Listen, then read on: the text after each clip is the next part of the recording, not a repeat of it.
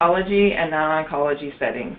He is a frequent presenter on multiple topics in supportive oncology and symptom management.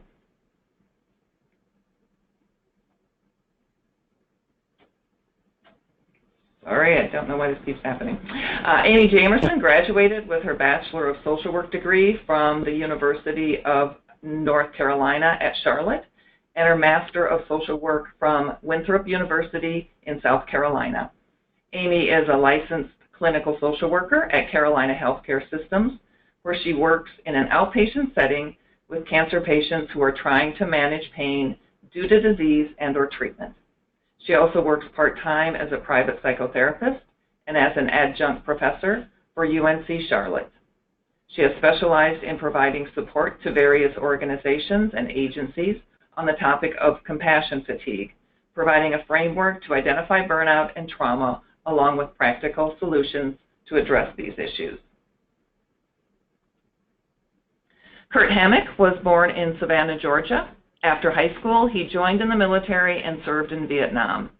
After discharge, he lived many places during his 35-year sales career until he was transferred to Texas 18 years ago.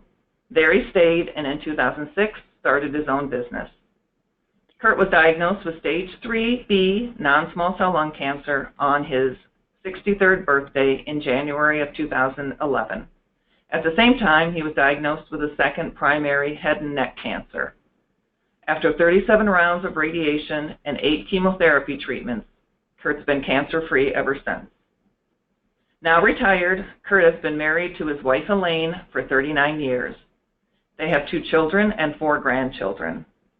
Kurt enjoys golf, motorcycles, and his 3 dogs, a Great Dane, Chattahoola, and a Chi. Since his diagnosis, Kurt added a new passion, that of helping cancer patients. Among other activities, Kurt volunteers with Lung Cancer Alliance's Phone Buddy program, a peer-to-peer matching service that provides information and support to patients and survivors by telephone. So here's a quick shot of our agenda. We will have time at the end for your questions, and if you just note there is a question box to the right of your screen, you can feel free to put questions in there as they come to you during the presentation. Okay, now we're going to start off with Dr. Kravitsky, and he's going to help us understand just what anxiety is all about. So take it away, Dr. Kravitsky. Good afternoon, everyone. Thank you for joining us. I'm Boris Kravitsky. I'm a palliative medicine doctor at Levine Cancer Institute in Charlotte, North Carolina, and frequently see patients with anxiety diagnosed after lung cancer diagnosis and various other cancers.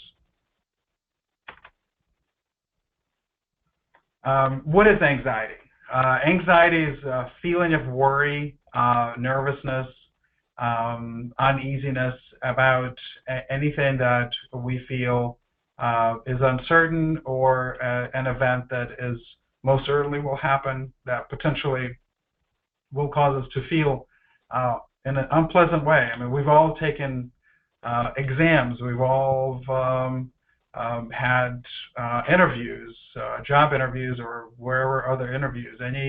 For many people, public speaking is a source of anxiety. So we've all experienced the feeling of anxiety in our everyday lives, and some people frequently experience feeling of anxiety as they go through life, and certainly there are other diagnoses that are made outside of the scope of this discussion today that have to do with generalized anxiety disorder. But we're here to really focus on what happens to patients that get diagnosed with lung cancer, and how that mechanism of coping comes about after struggling with the diagnosis, struggling with the uncertainty, struggling with something that all humans are familiar with, which is a feeling of recognizing our own mortality. So I think it's very important and what Amy and I do here for our patients is help normalize those feelings, help patients recognize those feelings, and help patients deal with those feelings better, because it is a part of that journey. There are many other ways that people experience anxiety. They call it differently. We may call certain ways that people feel in certain situations differently. So this is really to look at the entire spectrum of this type of situation. We feel that anxiety or feelings that come with any diagnosis of cancer, and specifically diagnosis of lung cancer, is normal. This is a normal part of what a human experiences when faced with a very serious diagnosis, a diagnosis that has many uncertainties when you first meet with the physician who makes the diagnosis, and potentially your medical oncologist or various other physicians that are involved in your treatment strategy. All of this is completely new to a lot of people. You become basically a professional patient, so this is a role that very few of us are familiar with. And because it is an unknown, this causes anxiety. And it is not that you all of a sudden develop a psychiatric diagnosis of generalized anxiety disorder. This is just feelings that are normally associated with coping, adjusting to this new reality. And these feelings exist in both patients, family members, friends, a lot of people that surround the person who's diagnosed with cancer. So this is not just limited to the patient themselves. Some of the symptoms include jitteriness, sleeplessness. Sometimes people are unsure of why they don't want to be in crowds anymore, why they don't want to leave their house, they don't want to talk to people. All of these symptoms or feelings are typically part of the larger spectrum of what is anxiety. Why is this important? Well, we find that coping with those feelings and coping and addressing the natural feelings that occur that sometimes progress to certainly what we see and call adjustment disorder, or just normal anxiety feelings. We feel that the importance really lies in patients and their support system's ability to function as normally as possible, and also to look at their journey and be present in their journey, be mindful of their journey. Frequently we hear from patients this term scanxiety. Anytime a scan is coming up, whether they're cancer-free for the past 6 years, as is the case with Kurt, or this may be scans during treatment. All of this potentially may cause anxiety. I read an article over the weekend from one of the journals that is put out by the American Academy of Hospice and Palliative Medicine that looked at patients with stage 3 lung cancer, and they looked at how anxiety is affecting not only quality of life of these patients, but also survival. And they found that patients that exhibited more anxiety, which was not managed after the diagnosis, were likely to not live as long as their counterparts that either had less anxiety or were able to cope better with their anxiety. And this goes along with previous work and studies that were done in depression that looked at depressive symptoms in patients that were just recently diagnosed with cancer. And those studies also clearly show that depressive symptoms or depression influences patients' survival negatively. So that is ultimately the reason why we feel it's hugely important to recognize it, bring it to forefront, not just expect that it's something I'm supposed to feel, and really get help. Talk to your doctors about it, talk to your family and friends about it, find ways that you can cope. Because if we don't catch it early and address it appropriately, consequences potentially are significant. Thanks, Boris, for starting us out with that. This is Amy, and I wanted to just dovetail from what Boris said, that I think it's just really important that we're talking about this today.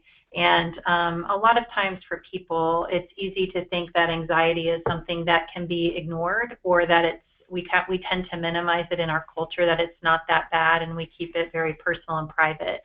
And so what our goal is today is to give you some resources to know how to deal with it yourself, but also just encourage you that if you are experiencing anxiety, one of the best things that you can do is talk about it, because a lot of times anxiety is the easiest way sometimes to think of it is fear of the future, or concern about what can happen in the future and the unknown. And so talking about that can actually relieve some of those symptoms that can be affect the way you function or the way you live your life. So the big question, who gets anxiety because of their cancer? Everyone does. There isn't really anyone that we've worked with in our clinic that hasn't had some experience with it. There's a spectrum and it varies, but everyone experiences this, and that's why it's so important to talk about. So when do people get anxious? We kind of have three different ways that we break down when people get anxious and why they get anxious based on going through the diagnosis, treatment, and survivorship. When people get initially diagnosed, typically it's not expected, it's sudden. There's a big interruption in their normal life. What is this going to mean for me? Most of us know people who have gone through treatment or have had cancer, and so depending on what your experience has been in the past with that, that can impact how people think of their diagnosis or what it will look like. So there's a lot of questions which automatically create a lot of anxiety. What is this going to be? I'm going to think about the future and what's going to happen to me. So very normal and expected to have anxiety during that time. The second part is the treatment. During treatment, there can be a lot of side effects. There can be fatigue, increased pain, issues with being able to just function like you used to be able to function. And so that can be very challenging too, the length of time that you have to do your treatment, or any long-term side effects just from having the treatment. And so a lot of times that can make people feel fearful of what is this going to mean when after I get through this, will I get through it? Is this ever going to end? And so there's lots of questions and unknowns through treatment. And then the third part of that is just survivorship. Survivorship tends to be the new normal. What do I do now after I've gone through this experience? Typically, it's kind of a launching pad, and there's no clear path about what it's going to look like. You may have follow-up scans or follow-up doctor's appointments, but there's no real opening or agenda that you're given once you've gotten through treatment and you're cleared of having the cancer. So people can feel lost a lot of times. Oftentimes, we think of people once they've gone through it, it's a little bit like retirement, in that they just have a lot of time on their hands, which was spent kind of being that professional patient. That time just ends sometimes pretty suddenly or abruptly. And so that can create a lot of anxiety and give people a lot of time that they were filling with focusing on getting better. Now they just have time to think or trying to figure out, what the future is going to look like. A big piece of this for people is that all three of these situations are really about transitions, and transitions tend to be a breeding ground for anxiety, because when we get into a situation and we know what to expect, there is some normalcy to that. And then when you transition into something different, that's where the anxiety tends to present that's where we see a lot of those symptoms. And so it's important to remember as you're going through the treatment, and even in survivorship, when there's any point or time that can come up for transition, that tends to be an increased level for anxiety.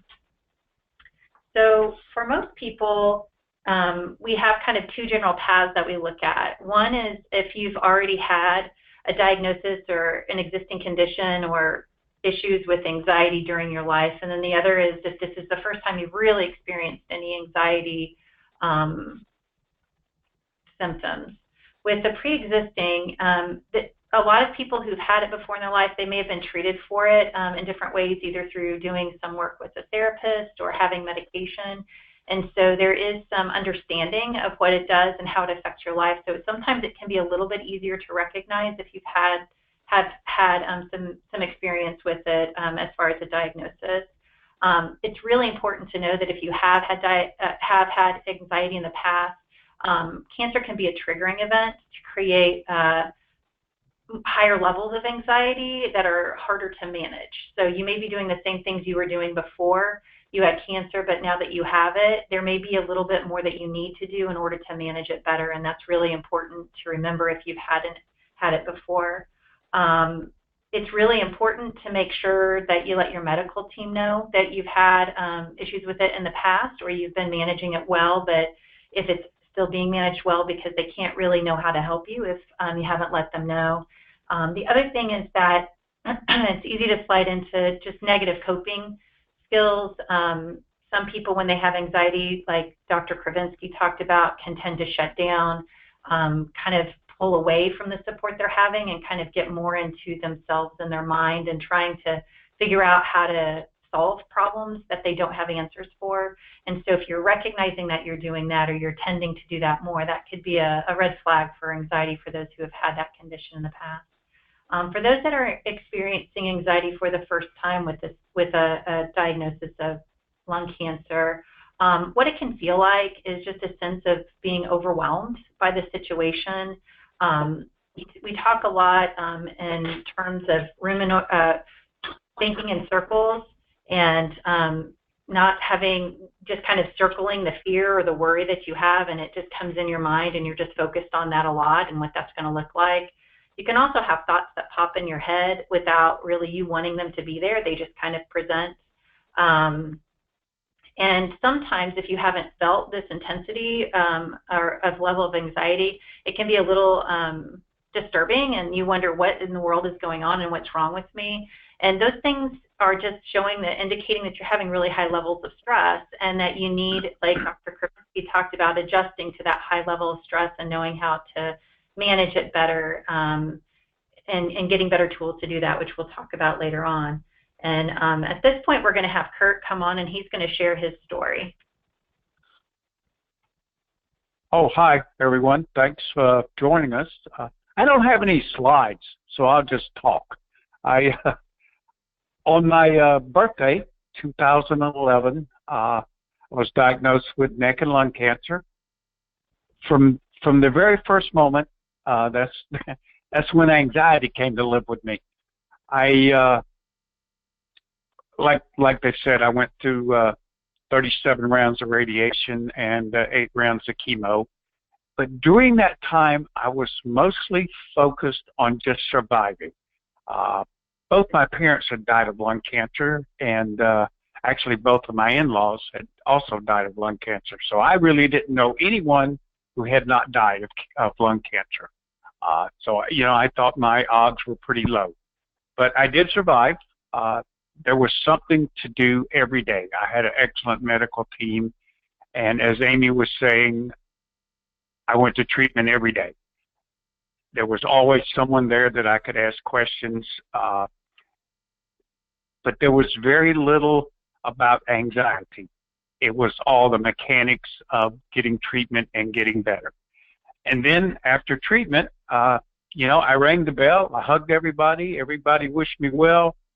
And my doctor said, great, I will see you in 90 days for a scan. And then you wake up the next day and there is absolutely nothing to do. You are very thankful that you're still there, but you don't know if they got it all, if the cancer's gone. You just don't know anything. I tried speaking to other people about my anxiety, and more often than not, I was told, oh, don't worry about it, you'll be fine. Well, they didn't know. No one understood, and it was really, a mute point when they would say, hey, don't worry about it, you'll be fine. The only people that came even close to understanding were other cancer survivors. But we did not have any training. We would just talk with each other and say, I'm worried about my scan. And then the other person would say, yeah, I know I'm worried about my scan. But we never really resolved anything. It's like in the beginning, I had to reset my life every 3 months. My anxiety was so bad. It was like, do I need to make the car payment? I may not even be here in 3 months. It was crazy. Fortunately, through talking with Amy, I've been able just recently to learn ways to cope.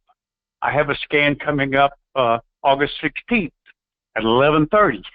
So I'm already stressed about that. But Amy taught me just recently, if you realize you're in a room and where anxiety is, just get out of the room. You're in the hallway and you walk in the room where anxiety resides, you have the choice that you can leave that room. And believe it or not, a couple of weeks ago after speaking with Amy, I was going to cut the grass. And it just it was like a dark cloud that came over me. You have a scan coming up. Even though it's been 6 years, I am as anxious now as I was the first day. But like I said, because of speaking with Amy, and it really works, I said to myself, hey, you're in the wrong room. It's a great day. You have been through the cancer. You're able to cut the grass. Why are you in this room worrying about something that's coming up in a month when you have today? And if you remind yourself of that, I promise you it really works. I try to stay busy continually, but in all honesty, the anxiety is always there. I'm able to control it better. It's still there, and I hope as I work on it and as time goes along, when I'm a 20-year survivor, I can still control the anxiety. And I, personally think that's what it's all about, having the skills and the knowledge to control it, because I really think I will always be anxious with my scans, but that I will have the better understanding and be able to control it more. And that has already happened, and I want to thank you, Amy, for that. Well, thanks, Kurt, and I'm glad that what we've talked about has helped, and you're helping me lead right into that next segment that we're going to talk about how do we manage our anxiety. And so Kurt talked a little bit about an illustration that we're going to go through, but before we do that, I want to give you a little bit of understanding about the value you place on your thoughts. There's a therapy, it's called ACT therapy, acceptance and commitment therapy, and it talks a lot about how we place value on our thoughts, and when we place value on our thoughts, those are the things that we hold on to. So an example of this is if you and I were looking at two people and they see a teenager driving down the street or driving down the road and they recognize that they're a new driver, you may have the thought that, what a wonderful thing. I remember when I was a teenager, what great years. I learned how to drive. It was such a great experience. I, on the other hand, might cringe and be really concerned and have a lot of fear for that kid and really feel upset about what I saw because maybe I got into a major accident during that time in my life. And so a lot of times It's easy to let experiences that we've had in the past kind of project themselves on what we see and then influence how we think. So experiences can impact the way we experience the things in our lives, and new things that we come across. And what we see, sometimes what we think is a normal response to something may or may not be, because based on our experience. And so one of the things I wanted to talk about too is, as you go through cancer, there may be some people who it doesn't seem to faze them at all or bother them at all, where maybe you or other people it bothers them tremendously. And if you can remember that sometimes what we do is we bring those thoughts that we have through experiences we've had in our lives to the situation we're in. So maybe past experiences of hardship that you've been through, or other things that you've seen, like we've talked about, noticing other cancer patients and what they've been through, or people that you've known, can really impact the way you think or view the cancer experience. So as far as thoughts a lot of times come in and out of our minds without really us choosing to think about something or not, because a lot of it's based on just outside stimulus, things that prompt us to think about mowing the lawn. If I say that, I think immediately of a lawnmower and the smell of grass. So we can't always control the thoughts we have, but instead we can control on how much we focus ourselves and our minds on that thought, and the value we place on it. So the illustration that he used with the teenage driver, the person who thought, well, that's just so neat for that kid, they get to learn to drive, they're probably not going to think much about that for the rest of the day. Where the other person who maybe had more of a bad experience doing that and it really bothered them may decide to focus on that thought and how it made them feel, and really get kind of connected to that and place a lot of value on the thought that went through their mind, instead of letting that thought go and knowing that another one will come. So a good way to think about anxiety, and one of the things that Kurt talked about, was the closets versus the hallways. And so if you see in the picture on your PowerPoint, there's a picture of a hallway. And in this illustration, the hallway is kind of the normal way that we think. Thoughts come in and out of our minds, maybe back and forth through the doors and the hallways and the closet, but we kind of stay on that singular place and we keep moving forward. Some thoughts can open those doors to the hallways, and the thoughts can be, oh my gosh, what's going to happen next week, or my scan's coming up, or this is, I don't know how I'm going to do this anymore, this is so hard. Lots of different anxious thoughts that can happen while you're going through treatment. So what can happen is, if we take those thoughts and we focus on them and we let those thoughts build, instead of that doorway being open and the thought moving through, we actually walk into that doorway and we go into the closet. Once we get into a closet, which is a room that basically is focusing on the anxiety that we're feeling, our thoughts are focusing on that singularly, we can get stuck in that closet. It can become as big as the closet, like in The Lion, the Witch, and the Wardrobe, where they go into the wardrobe and it turns into a different world. And sometimes what we can do is we can find ourselves stuck in those closets where anxiety we're stuck in a thought of anxiety and we can't get out of it, and we can't actually get back to the hallway. And so it feels very debilitating and very frustrating, and it seems like it's in charge. And if we can remember that the anxiety is actually the closet, the hallway is the place that we want to live, and so that does mean that we do have the ability to come back out into the hallway. So it's important to remember that. One of the big pieces of understanding when we're going into a closet is recognizing that the thoughts are the things that get us into that closet. So even as odd as it sounds, it's really important to think about what you're thinking about. And Kurt, it was really great what you said about how you realized that you were thinking about being anxious instead of thinking about being in the moment and enjoying the day that you had, and how that can really impact the way that you live your life when you're not able to be focused on the time and the place that you're actually in, because there are lots of things that we can, and lots of pleasure that we can feel if we can focus on the good that's happening in the moment. The other thing that we want to talk about too is that one of the things that's really important, and we keep reiterating, is that everyone gets anxiety. And because everyone gets it, part of it is just learning to accept it.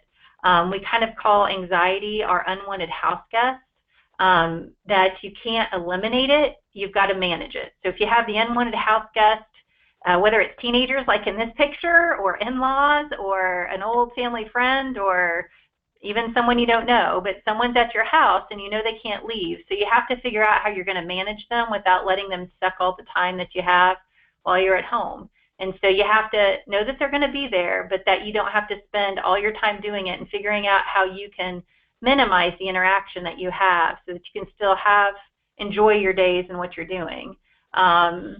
You have to accept that just like with an unwanted house guest, you have to accept that anxiety is going to be a part of your life. That if the goal is to eliminate all anxiety, then you will always be disappointed because you won't ever completely be able to eliminate it. But if your goal is to manage it well and that it only takes up a small percentage of your thoughts or what you do during the day, then that's a much more reasonable and something that you can achieve. So the goal isn't just like if you did a scale of 1 to 10 and 10 being the worst. The goal isn't to bring it down to a 0. If you're at a 10, the goal would be to bring it down to 8 or 7 and then again bring it down again to maybe a 5 or a 4 and something that's manageable so that it's not controlling your life.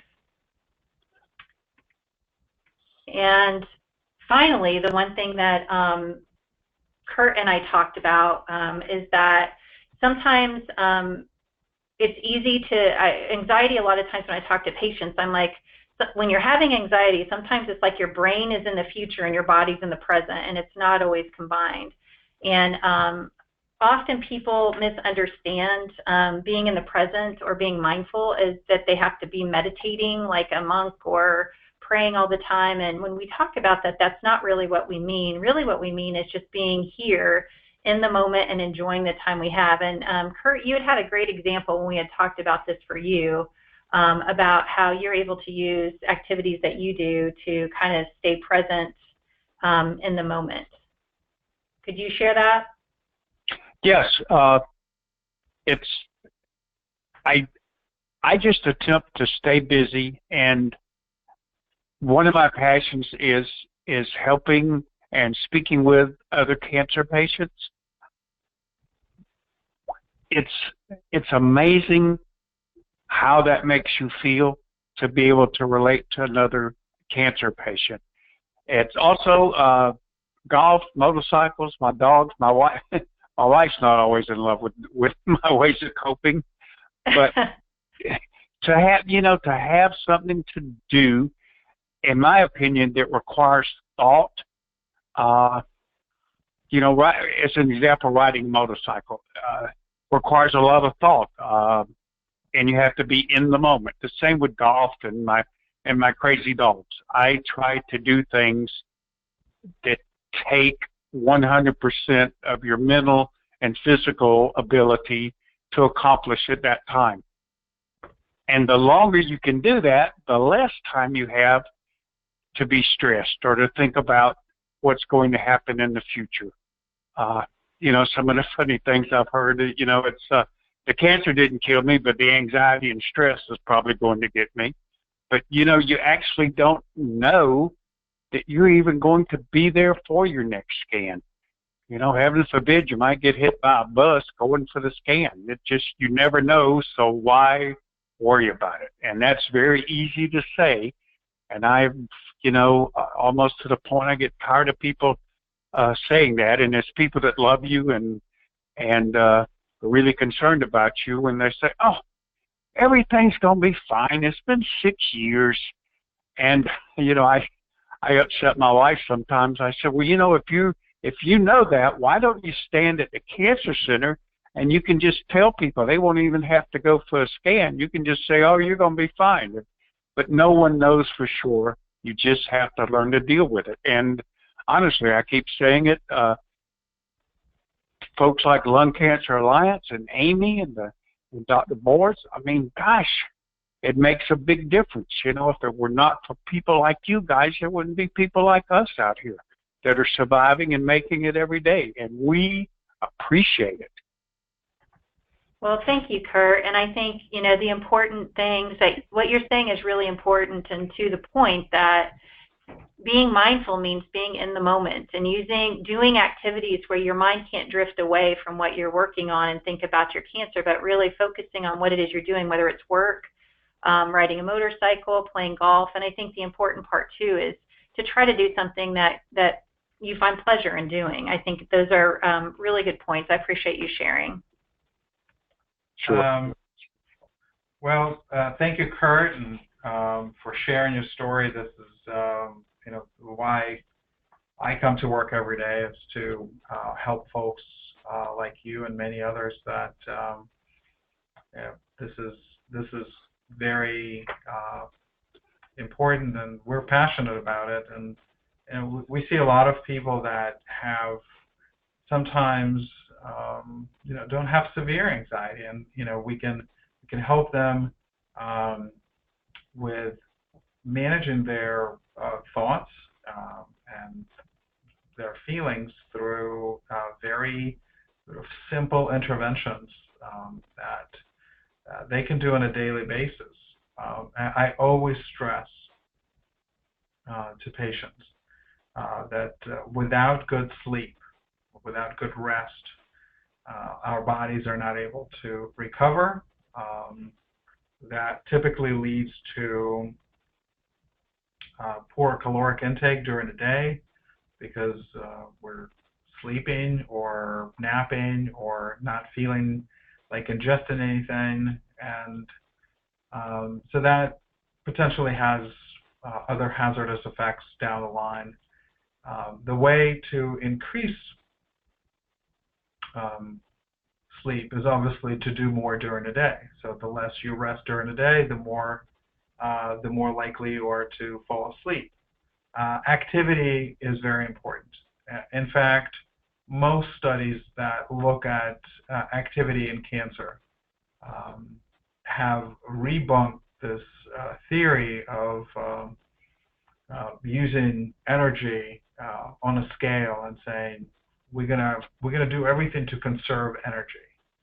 And I think in patients that are suffering from cancer, I think there's definitely been significant benefits shown through activity, even exercise. And we're not talking about strenuous exercise, but also eating well,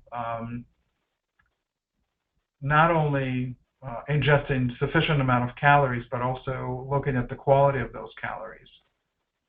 Obviously, avoiding caffeine. For some people, it's any time during the day, and for some people, it is any time before something that occurs that they know will cause them to have anxiety. Obviously, caffeine may amplify that effect. And that study I mentioned earlier that looked at stage 3 lung cancer patients, they noted that people that did not manage their anxiety well actually were more likely to continue smoking if they were smokers. And we know that even with the onset of advanced stage lung cancer, quitting smoking is actually of benefit. It will reduce certain symptoms associated with shortness of breath, and it is not a helpful tool in managing anxiety, because ultimately all you're doing is breathing. So learning about breathing techniques may actually do more positive than the smoking the cigarette that some people have a habit to. Obviously, we talked about, Amy spent a lot of time talking about ways of managing anxiety through use of cognitive behavioral therapy. That is an important part of our way of managing. It's really the first step. We're not prescribing any medications at the first step unless somebody's symptoms are very severe. I frequently see patients who have seen an oncologist earlier and that have already a prescription for a medicine that is used to manage anxiety. And I think it's very important to first have a conversation of why that medicine is written. Because ultimately medications that are used to manage anxiety ultimately cover up the feelings of anxiety, but they don't get to to the heart of why somebody is anxious, and they're not helping you manage it long term. So when is medication appropriate? Well, medications are an important part of managing anxiety when it becomes severe. Frequently, I always like to tell patients that anxiety and depression frequently travel together. We mentioned earlier in the talk this adjustment disorder. This is also a part of definition of depressive mood, and other things that may go along with it, including sleep disturbance, loss of appetite. So the first step to manage anxiety actually is recognizing it. 2, using the cognitive behavioral therapy, and 3, potentially using antidepressants for management of anxiety. I rarely see oncologists deploying all 3, and potentially majority of oncologists that I know do not deploy any, and they skip directly to the class of medicines that are called benzodiazepines, which are represented by Xanax, Ativan, Klonopin, Valium, and the list goes on. And I think this, to a significant degree, unfortunately, is disservice to patients, because it does not normalize their feelings. It does not take all the other things into account that they're experiencing. And we're frequently using medications such as antidepressants for secondary benefit that they may have. Some of them have a side effect of making you drowsy, and so we use that at night to improve sleep. Some of them, such as Prozac or Zoloft, actually have an activating quality. Thus, we use that to manage patients' fatigue. So there's a lot of different ways that antidepressants are used to manage underlying depressive symptoms. And I urge everyone who is going through this, or who knows someone who's going through this, that you seek the type of help that looks at the big picture. We use medications, and it's important to know how to mix the interventions. Sometimes cognitive behavioral therapy is partnered with an antidepressant, and only in severe cases do benzodiazepines truly come into play. Mostly because they do potentially have dependence, and they increase potential tolerance for the medication, requiring higher doses. They have side effects, which is typically fatigue, lethargy, sleepiness, and in a relatively small but 10% of the population or more, it may potentially cause addiction, and that's certainly not something we want to add yet another issue. And we hear from a lot of patients like, I already have cancer. Why are you worried my addiction?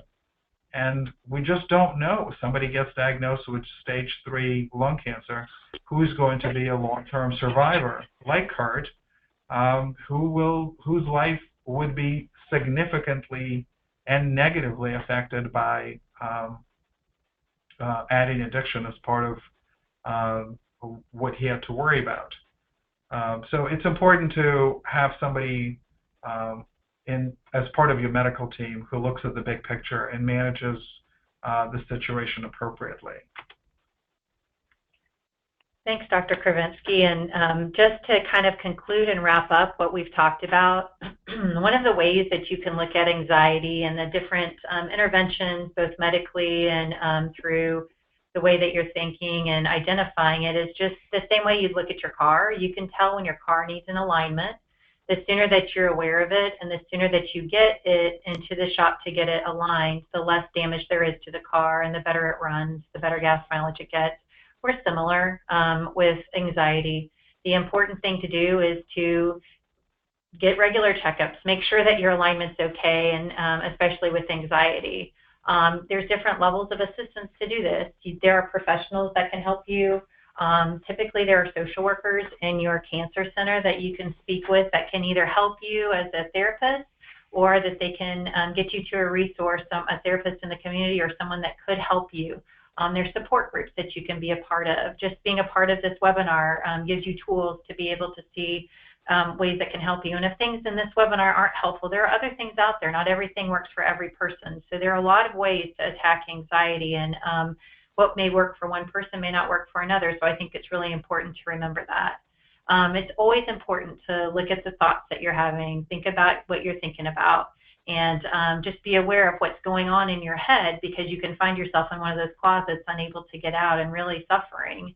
The other thing, too, is just the wellness behaviors, making sure you are getting enough sleep. If you aren't able to sleep or you're waking up at night, talk to your doctor about that. Let them know that that's going on. That's a really big indicator for both Dr. Kravinsky and myself. We often ask patients that as a question to assess if they're having anxiety issues.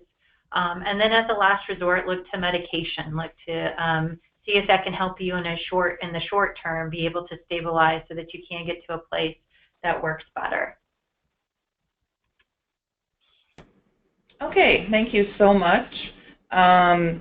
We do have some time now for questions. If you see on your screen, you can continue to ask questions in the box there. Any questions that we don't have time to get to today, we will answer all of them individually by email. And always, if you think of things after the webinar, you can sure contact me, and I'll try to help you in any way that I could. So to start, could you speak a little bit more about the concern that people have discussing their anxiety, even with their treatment team, and why that might be? I can answer that question. I think sometimes anxiety in our culture specifically can look like a weakness, or somehow you're not dealing with things right and something is wrong with you. So I think sometimes there can be a label that people feel because of that, and unfortunately it creates more isolation and increased symptoms of anxiety. I think the other piece is that sometimes people don't realize that their medical team can actually help with that. I think that we often can just feel like it's kind of one of those, you're suffering. If you're going to suffer, you're suffering by yourself, and you don't want to burden anyone else. And one of the things I always tell the patients I work with is the reason that we're in this job and doing what we do is because we love being able to help people and being able to give them what they need to get through this really difficult time in their life, and that they are not burdens on their medical team. I think the other piece, too, is that often they feel like sharing this with a loved one or friends they can feel like they're a burden as well. And so they tend to, like Dr. Kravinsky had said, become more isolated and not willing to talk about it at all. And that also, believe it or not, that contributes to increased anxiety. So the more that you keep those feelings to yourself, the higher your level of anxiety will get. Just being willing to have that conversation with a medical team or with a friend or family member, I think people can find pretty quick relief, at least initially, just to know that they've been able to share it, because most people will, when you share it with them, let you know that what you're going through is pretty normal. But I think people often don't know what's normal when they're going through cancer, about how they feel and their emotions, and so they often are unsure that and I think sometimes have concerns that they'll be judged, especially by the medical team. And the goal of the medical team is actually to be there to help you and help you get through the situation that you're in the treatment, wherever you're at in it, the best that they are able to do. Great. Thank you so much, Amy. We have a really terrific question. Do you have any thoughts on online resources or apps that people might use? I think about how fortunate folks are that live in your area that can go to your clinic and get help with their anxiety, but unfortunately not everyone has those resources readily available.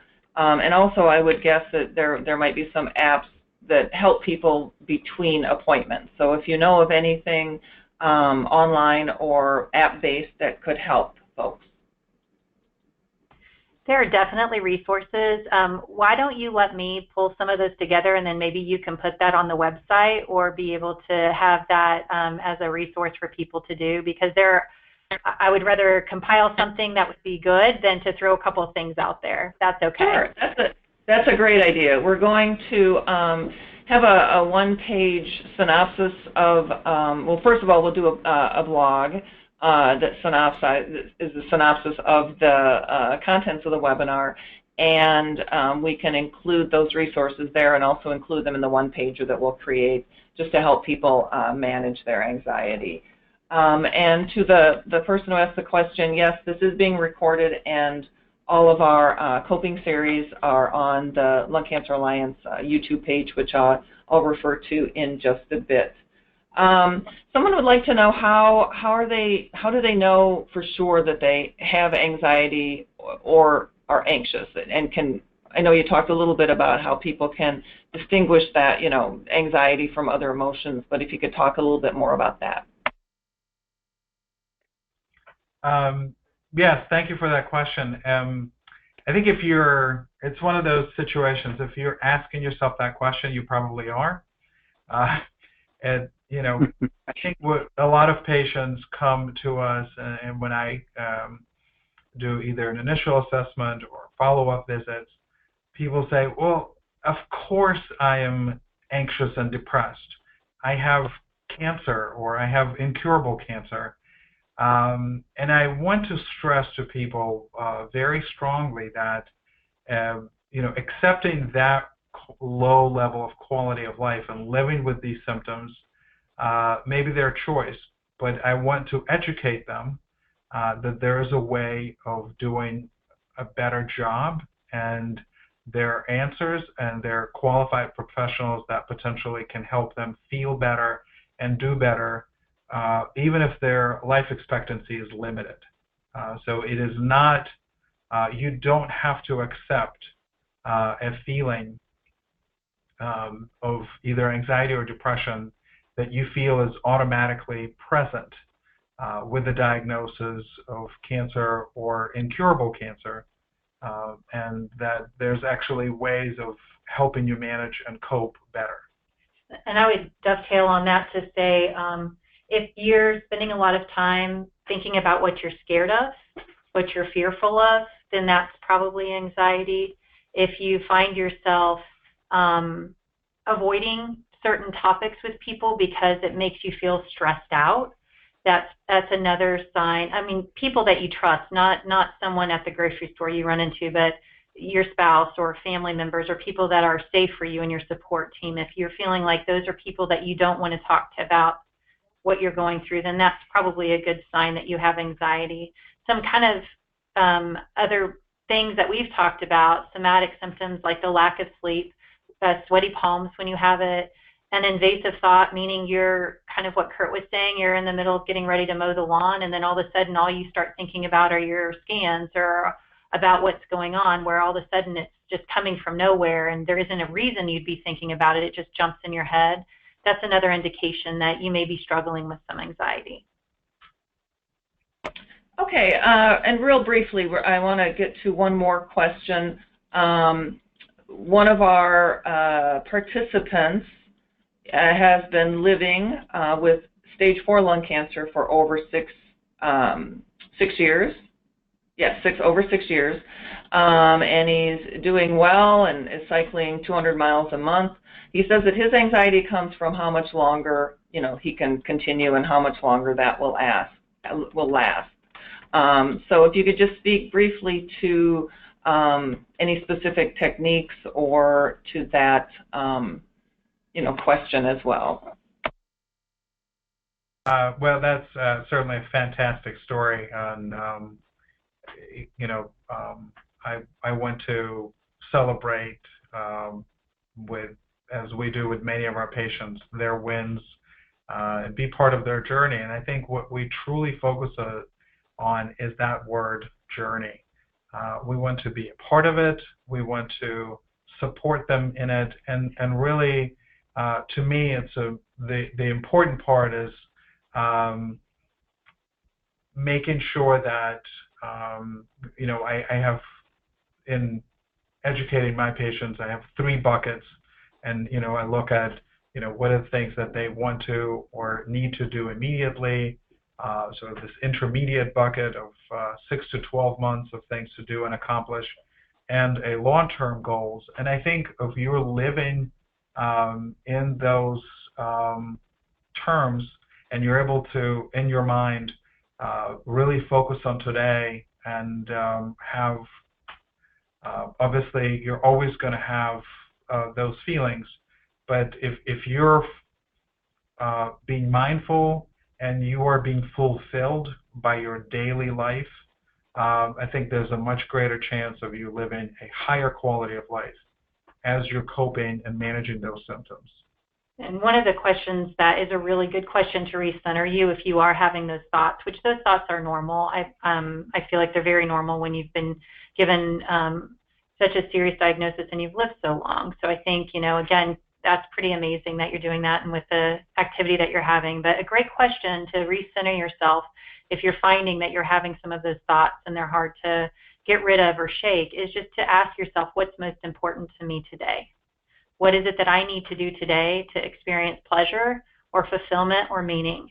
Because, the truth of the matter is that all of us here, when the day we were born, we all at some point will die. And so the focus is living. The anxiety wants us to focus on dying, but really the answer to those things is what does it mean today to live fully for me? And that may be, spending time with people you love, doing cycling, having that experience. It may be sitting on the TV eating popcorn and eating Twizzlers and watching, romance movies. I don't know. But I think that the answer to that question is what is most important to me today and really focusing on that piece. Okay, thank you so much. It was wonderful that you were able to do that so succinctly, because I am afraid that's all the time we have for today. Really like to thank everyone for joining us, and we hope this webinar has provided you valuable information on anxiety, help you understand the importance of addressing it, and provided you some ideas on how you can start to manage it. To watch this presentation again or to see others in the coping series, you can visit our YouTube page. And we're here to answer questions about anxiety or anything else related to lung cancer, and you can just call our helpline at 1-800-298-2436 or email us at support@lungcanceralliance.org. If you have questions specifically about the webinar series itself, you can contact me directly. I'd really like to thank Kurt Hammock for sharing his story, really inspirational, and we feel so fortunate to have you here, Kurt. And also to Amy Jamerson and Dr. Kravitsky, all 3 of you, for helping us understand more about anxiety and how to manage it. We'd also like to thank all of you for your dedication to improving the lives of people diagnosed with cancer. So we also invite you to join us in November for the next installment of our coping series, Managing Fatigue, and we'll have more details on that soon, so pay attention. So thank you. The webinar is going to end now, but we thank you very much. Please continue to ask us questions, and we'll do our best to answer them or call the helpline. Thank you.